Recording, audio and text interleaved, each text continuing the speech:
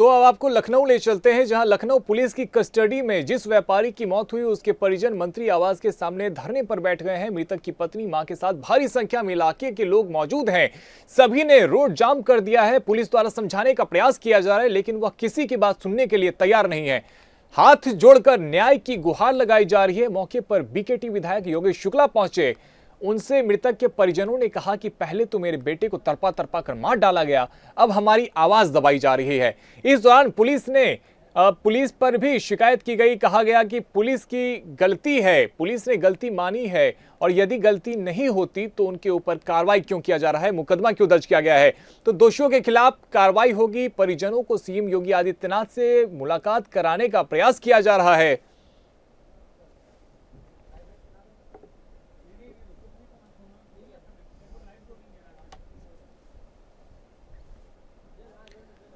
हमारे साथ लखनऊ से राशिद सिद्दीकी जुड़ गए हैं। राशिद, जिस प्रकार से मोहित पांडे की पुलिस कस्टडी में मौत हो जाती है, इसके बाद से तमाम सवाल, सीसीटीवी फुटेज हालांकि सामने आए हैं और उसमें साफ तौर पे देखा जा सकता है किस प्रकार से तड़प रहा था, लेकिन उसकी मदद के लिए वहां पर कोई भी नहीं पहुंचा। और मोहित पांडे के साथ में कुछ लोग थे, जेल में मौजूद थे, वो उसकी मदद के लिए जरूर आए थे, लेकिन पुलिस प्रशासन की तरफ से कोई सहायता प्रदान नहीं की गई। देखिए बिल्कुल रोहित, क्योंकि जिस तरह से लगातार जो पुलिस के ऊपर आरोप लग रहा है वो कहीं ना कहीं से साफ तौर पर देखी जा रही है। और ऐसे में जो सीसीटीवी फुटेज निकल के आया है, सीसीटीवी फुटेज के आधार पर भी साफ तौर पे देखिए जिस तरह से मोहित जिस तरह से लॉकअप के अंदर तड़प रहा है, साथ में बैठा साथी उसके जिस तरह से पीठ सहला रहा है। हालांकि जो आरोप लग रहे हैं कहीं ना कहीं से कि जिस समय मोहित की तबियत खराब हुई उस समय पानी मांगा गया, पानी उसको नहीं मिला। हालांकि देखिए पुलिस की तरफ से सारी सीसीटीवी फुटेज है वो उपलब्ध करा दी गई है। जो पानी पीते हुए एक फुटेज भी सामने निकल गया है, लेकिन वो रात के 3:30 बजे का समय था और जिस समय मोहित की तबियत बिगड़ी थी वो कहीं ना कहीं वो वक्त था 1:30 बजे का था। तो ऐसे में जिस तरह से प्रदर्शन कर जो है जिस तरह से पीड़ित परिवार ने आरोप लगाया है, वो कहीं ना कहीं से लखनऊ पुलिस के ऊपर सवाल खड़े करते हैं। क्योंकि रोहित लगातार इस तरह की अगर हम बात करें तो तस्वीरें उत्तर प्रदेश की साफ तौर पर निकल के आती है, चाहे वो विकास नगर में जिस तरह से देखिए अमन गौतम की मौत रही हो, जिस तरह से थाना चिन्हड़ के अंदर जिस तरह से मोहित पांडे की मौत, तो कहीं ना कहीं एक शक के घेरे में खड़ा करता है। हालांकि देखिए लगातार पुलिस की तरफ से, आला अधिकारी की तरफ से पीड़ित परिजनों को समझाने का प्रयास किया जा रहा है, लगातार उनसे संपर्क किया जा रहा है। हालांकि जो है यहाँ के क्षेत्रीय विधायक है वो भी आकर भी पीड़ित परिवार से मिलकर उनको आश्वासन देके गए, लेकिन जो पीड़ित का आरोप है लगातार है वो कहीं ना कहीं मांग की जो बात है वो साफ तौर से है। और एक बार हम आपको तस्वीर रोहित दिखाना चाहते हैं। हम इस वक्त पीड़ित परिजन के घर के बाहर मौजूद है, भारी संख्या में यहाँ फोर्स के साथ साथ में यहाँ स्थानीय लोग मौजूद है, क्योंकि जैसा से बताया जा रहा है जो पीड़ित का जो व्यवहार था, जिस हिसाब से जो मृतक जो है का जो व्यवहार था वो कहीं ना कहीं से साफ सुथरा था, लोगों से मिलनसार था। तो हम इनकी तस्वीर दिखाना चाहते हैं, भारी संख्या में लोग भी यहाँ मौजूद है।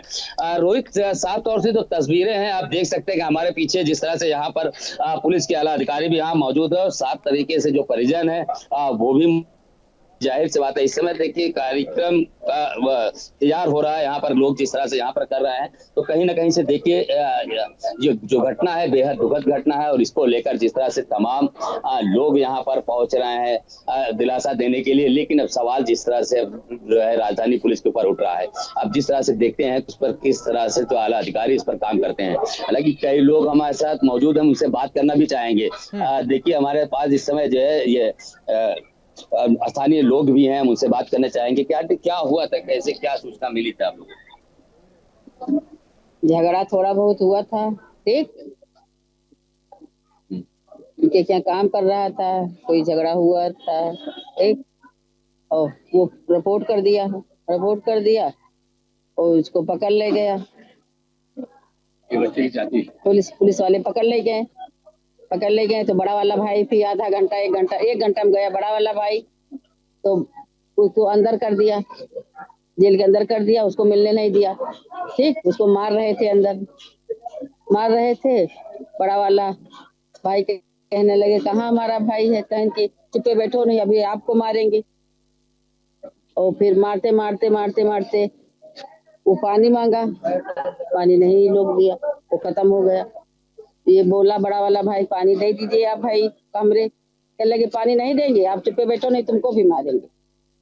ये तो आप भी किस तरह का कोई आश्वासन, अभी विधायक जी भी आए तो कोई आश्वासन अगर आप लोगों को देके गए हैं क्या? क्या दे गए? विधायक जी कह के गए हैं कि मुख्यमंत्री से हम मिलवाएंगे और जो संभव होगी सहायता करवाएंगे, ये उन्होंने कहा है। भविष्य के गर्त में क्या देते क्या नहीं देते तो भविष्य के गर्त में है। फिलहाल आश्वासन दे के गए हैं कि हम हर संभव मदद करेंगे।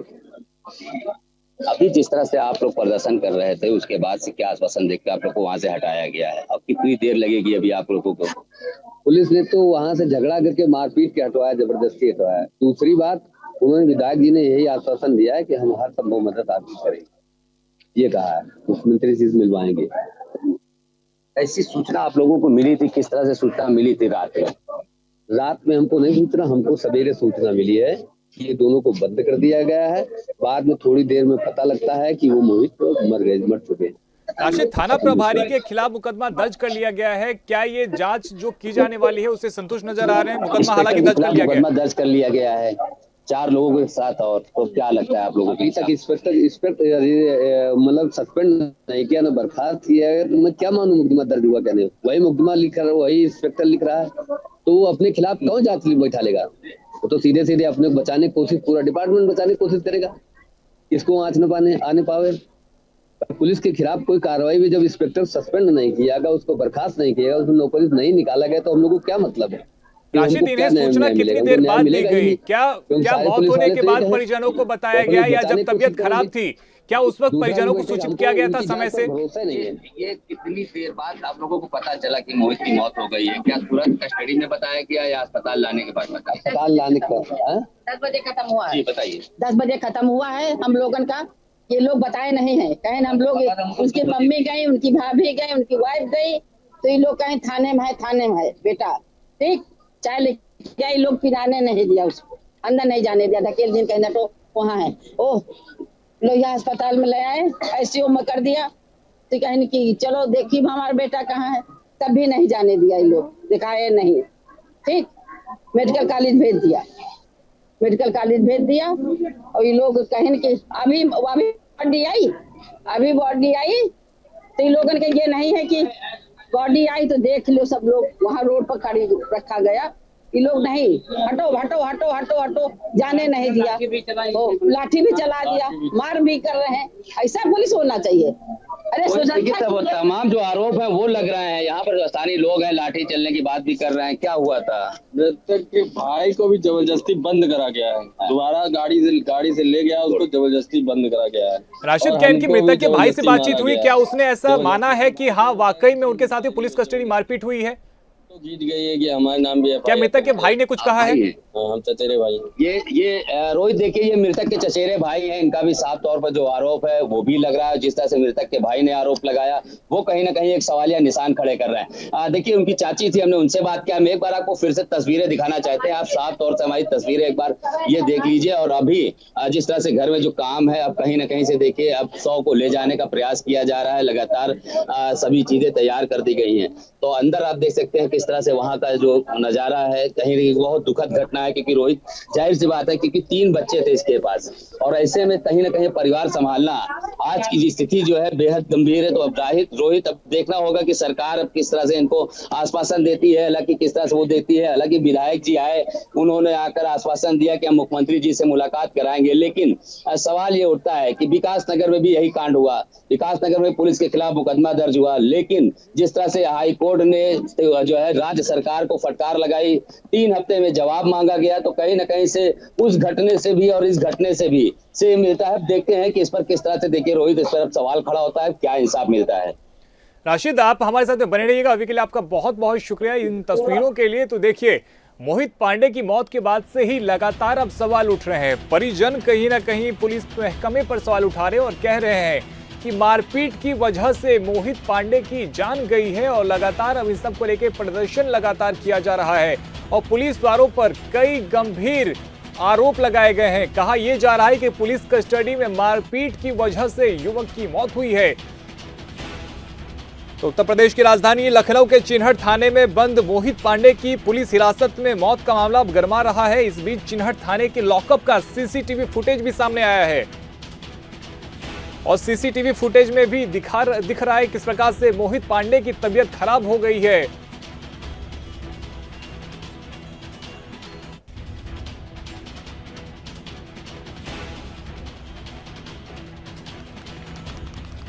तो देखिए अब इन सब को लेकर कहीं ना कहीं लगातार अब सवाल उठाए जा रहे हैं और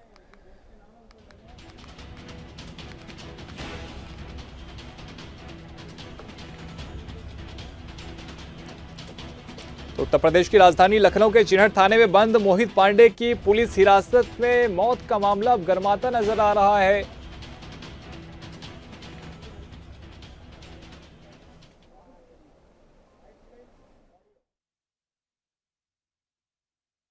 एक मामूली से झगड़े में पुलिस की कस्टडी में जनता तो पुलिस को के उसमें सुरक्षित महसूस करती है अपने आप को। तो आज ही अगर पुलिस ही जो है इस तरीके का कांड हो जाएगा तो जनता कहाँ जाएगी। इस तरीके का कांड एक बहुत ही शर्मनाक कांड है। इसमें धीरे धीरे जनता का शासन प्रशासन सबसे भरोसा उठता जा रहा है। कैसे भरोसा कर पाएगी जनता। आज इस परिवार को देखिए, इतना रोता बिलखता परिवार जिसके छोटे छोटे बच्चे हो, क्या जाएगा। शासन प्रशासन से आज क्या उनको मदद मिली? कोई खड़ा है यहाँ पे? अभी तक कौन आया? इसकी जिम्मेदारी कौन लेगा? ये अभी तक किसी ने इसकी जवाबदेही के लिए कोई अभी आगे नहीं आया है, कोई नहीं आया। बेहतर कानून व्यवस्था लेके चल रहे हैं। अगर बेहतर कानून व्यवस्था होती तो आज इस तरीके के केस समाज में नहीं दिखाई पड़ते। और इस सरकार में इस तरीके के केस आए दिन बढ़ते जा रहे हैं। क्राइम एकदम चरम पे है। अगर ऐसे ही केस बढ़ते जा रहे हैं तो जंगल राज कायम होता जा रहा है। बहुत ही दुखद घटना है। जितना इसकी निंदा की जाए उतनी कम है। आदमी थाने जाता है या कहीं कोई शासन प्रशासन के पास जाता है, न्याय के लिए जाता है, और उसकी इस तरीके से निर्मम, जैसे कहते हैं कि एक हत्या हो गई उसकी। तो अब ये तो बहुत ही निंदनीय है कि वहाँ ठीक ठाक चल के जाता है और आदमी मर जाता है अगले ही दिन। तो उसके लिए ना तो प्रशासन तो मोहित पांडे की मौत के बाद से ही देखिए अब लगातार इसको लेके सवाल खड़े हो रहे हैं। हमारे साथ बीजेपी से आलोक वत्स जी जुड़ रहे हैं और साथ ही हमारे साथ सपा से भुवन जोशी जी जुड़ रहे हैं।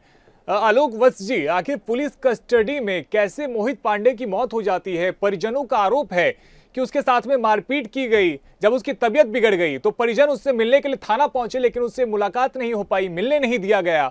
और उसके बाद में जब उसकी डेथ हो जाती है तो उसके बाद में परिवार वालों को सूचित किया जाता है। देखिए रोहित जी, ये मामला पूर्णतः तहकीकात का है कि वहाँ किस परिस्थिति में उसको पूर्व में कोई बीमारी थी या नहीं, वो किसी ऐसे घातक बीमारी से पहले से लिप्त था या उसकी किन कारणों से मौत हुई। ये जब तक इन्वेस्टिगेशन नहीं होगा, जब तक इस बात का पता नहीं चलेगा, ऐसे किसी के ऊपर दोषारोपण कर देना विदाउट इन्वेस्टिगेशन मेरे समझ से ठीक नहीं है।